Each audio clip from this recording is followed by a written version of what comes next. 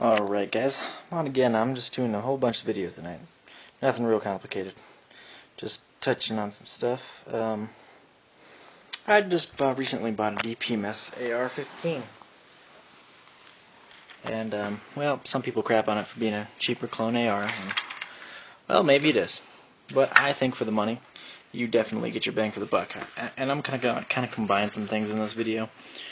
I don't know, in looking for ammo for 223, I see a lot of people that crap on 223 Tulammo, so I did a little bit of research, nothing scientific, just my own observations, so don't beat me up too much. I know there's a few guys on YouTube that hate it with a passion. Tulammo will not cycle in their ARs for their life.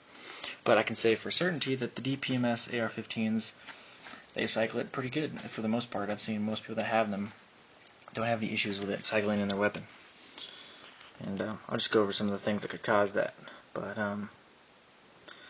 anyway, so this is DPMS AR-15 223-556. Of course, standard military. This is their pretty much exact clone. It's not the Sporter, which doesn't have the advanced forward button. Pretty much everything about it's an AR. No complications there. Anyway, it comes with one magazine, as most people know. I bought this from Dragon Arms. Some of you probably seen them on TV. I live here in Colorado Springs, so I have the joy of going there every weekend or so. I go quite a bit to go shoot or paintball or whatever. If you've never heard of it, look up Dragon Arms. I guarantee you you'll enjoy that. Looking him up. He owns the largest museum of operational military vehicles. There we go. I've been going there since I was probably for the past 10 or 15, 10 to 12 years. On to my next topic of thought. Why would the DPMS possibly cycle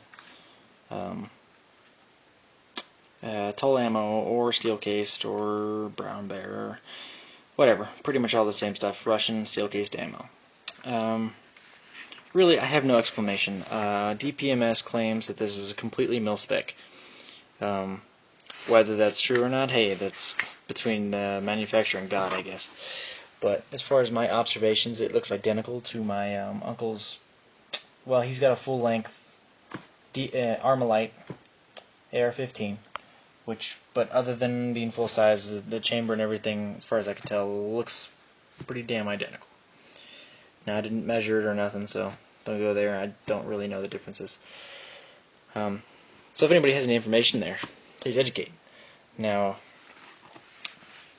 so my other observation is in a carbine length AR-15, and especially one. The original design of the carbine, M4, was designed for a 14-inch barrel, not a 16-inch civilian barrel.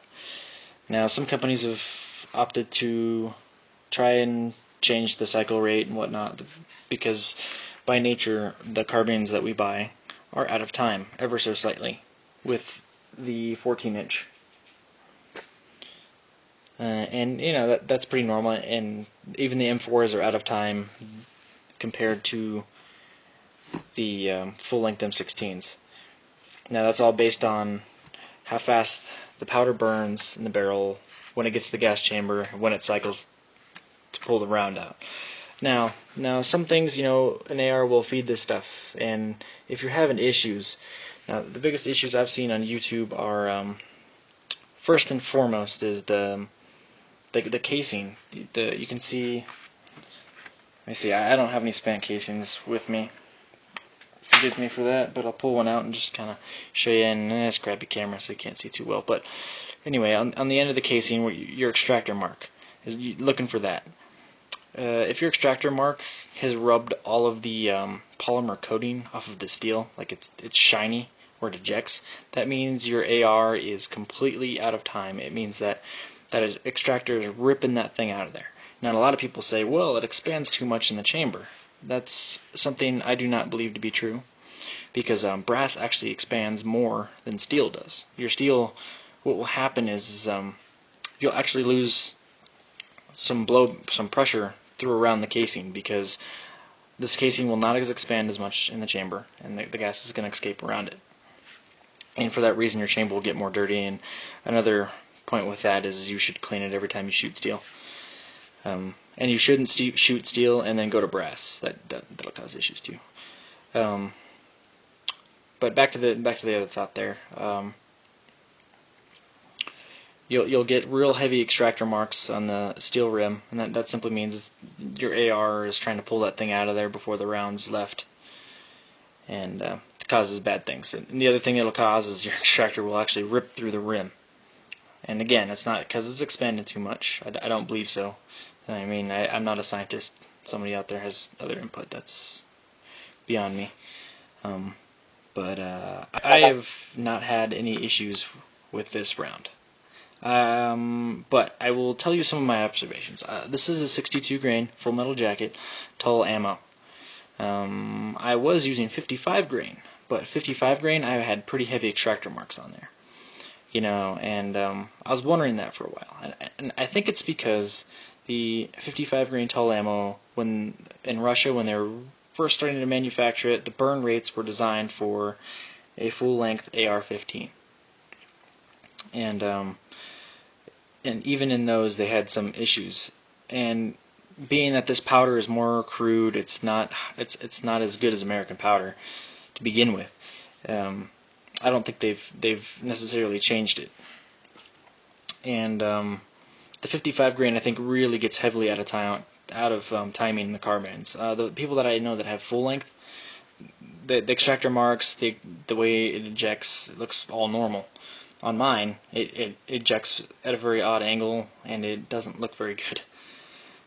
But I noticed something. When I bought the 62 grain, it extracted better. There was no heavy marks on the chamber, and I actually noticed that my accuracy was better. But I think it's because of the heavier round, and I don't know. Could be several different variables. This is a 1 in 7 twist, not a. Never mind. It's a 1 in 9. Sorry, my other AR is a 1 in 7. But the 1 in 9, shooting the 62 grain, 3,000 and change feet per second. It was great. I had decent accuracy results from it. I don't have any of my paper with me. But other thoughts with that, I kind of combined the review. It was more of a. Lots of people had done reviews on that, and lots of people done the Tulammo, but nobody's quite explained, I think, why this ammo has issues. And I think if your AR is really experiencing issues, try some 62 grain, try some heavier stuff. Because hey, you're going out to the range, you're shooting at dirt. I mean, cheap ammo. You want it to cycle, you want it to work, and you don't want it to damage your weapon, and you want to enjoy yourself. All right, I never had any issues with 55 grain getting stuck or anything like that, but I did notice the mark on the casing. With this stuff, better accuracy, better extraction. I got a great deal on it. I had $130 for 500 rounds, and I've blown through about 300 rounds of this stuff. Not one failure of any type of sort on this weapon. And a lot of other people go into, hey, it could damage my extractor or the bolt or whatever. My thing is by the time you save all the money shooting steel cased, you break your extractor, who cares? Just replace it. It's an easy part to replace. There's many interchangeable parts to ARs. Hey, do it. And I'll fully admit that American ammo is about 1,000 times better than this stuff. But hey, here in Colorado, it's like $8.50, $8 a box. Well, yeah, about $8.75 for real 5.56 NATO, and then about $7.50 to $8 a box for some of your just 223 brass cased. And yeah, I think if you guys, some of you people out here that have had issues with the 62 grain, try out correct myself, I'm going to make all kinds of mistakes tonight. Issues with the 55 grain, Tull or Silver Bear or whatever you use or have, try the heavier stuff. Try 62 grain. It might work, might not. hey, I can't guarantee anything, but I figure whatever's cheaper for you guys. Other than that, if you guys have any questions about any of my videos, feel free to check out. I've done videos on inter-ordnance AKs, just some pistols. Not a whole lot. I don't get a whole lot of time to do this, but throwing some thoughts out there. Alright guys, have a good night, and if you guys got any questions, let me know. Bye.